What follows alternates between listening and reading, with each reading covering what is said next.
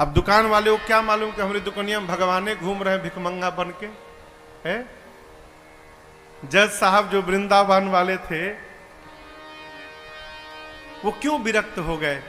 पत्नी ने कहा कि अरे भाई चलो, एक एक केवट की गवाही देने के लिए भगवान गवाह बन के चले गए थे कोर्ट में।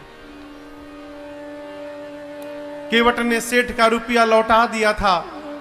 रुपया लेने के बाद भी सेठ ने कोर्ट में केस कर दिया कि इस केवट ने मेरा पैसा नहीं लौटाया। जज साहब ने केवट से पूछा कि तुमने रुपया लौटाया तो वहां पर कौन था? केवट बोला 3 लोग थे। कौन? सेठ जी, मैं और मेरे राम जी थे, मेरे रघुनाथ जी थे वहां पर।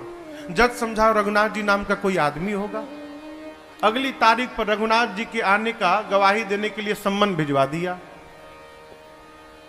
जज साहब ने। अब कोर्ट का संतरी पहुंचा गांव में, केवट जी गांव में, रघुनाथ जी कहां है, रघुनाथ जी कहां है? रघुनाथ जी हो तब न मिले। एक आदमी ने कहा देखो रघुनाथ नाम का आदमी तो नहीं है, रघुनाथ जी का मंदिर एक है जहां केवट रहता है।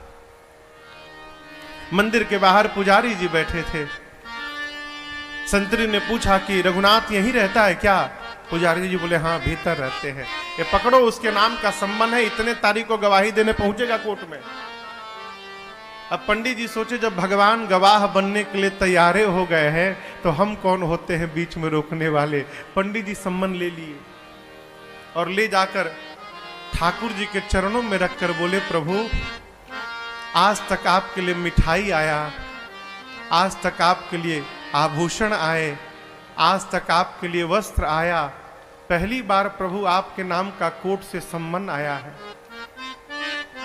और बहुत विश्वास करके उस केवट ने जज के सामने आपका नाम लिया होगा प्रभु, उसका विश्वास टूटने मत दीजिएगा।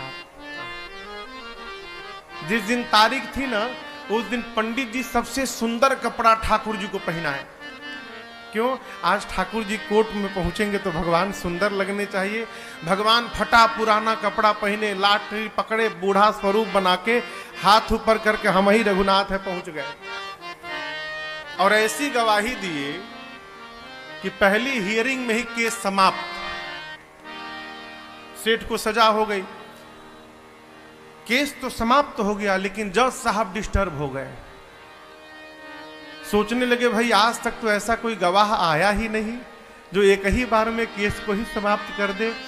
कोर्ट से निकल के अपने चेंबर में गए, केवट को बुलाकर बिठाए। बोले ये बताओ कहां रहते हो तुम? रघुनाथ जी के मंदिर में मैं रहता हूं।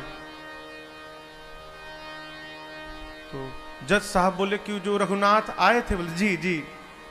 तो उनको लगा कि वो मंदिर बनवाए होंगे। तो जज साहब बोले लेकिन तो गरीब लग रहे थे और लग नहीं रहा था कि वो मंदिर बनवाए होंगे। केवट ने कहा प्रभु वो मंदिर बनवाने वाले रघुनाथ जी नहीं थे, मंदिर के भीतर बैठने वाले रघुनाथ जी आए थे। जज की मति हरा गई हो, कांपने लगा। संतरी को बुलाकर बोला सही सही बताना तुमने किसको सम्मन दिया था? बोला सर माफ करिएगा सर, रघुनाथ नाम का आदमी नहीं मिला, रघुनाथ जी का मंदिर था, मंदिर में पुजारी जी को देके चला आया था मैं। तो जो आए थे वही पुजारी। नहीं पुजारी जी ये नहीं थे, दूसरे थे। जज को पूरी बात समझ में आ गई। घर गया और दरवाजा बंद करके जज साहब रोने लगे। पत्नी ने आकर पूछा क्यों रो रहे हो? पूरी बात बताए। पत्नी ने कहा इसमें रोने की कौन सी बात है? अरे मान लो धोखे में ही दर्शन हुआ, तुम तो भाग्यशाली हो, तुमको दर्शन तो मिला, नाचना चाहिए। बोले इसलिए नहीं रो रहा हूं कि राम जी चले गए, इसलिए नहीं रो रहा हूं, मैं इसलिए रो रहा हूं अरे कुर्सी पे बना जज मैं बैठा रहा, जगदीश खड़े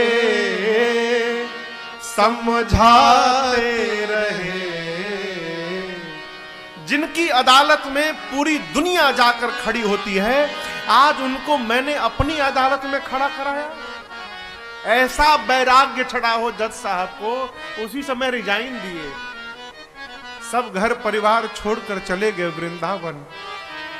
और ऐसा कहते हैं जब तक थे कभी बैठे नहीं वृंदावन में, खड़े रहे।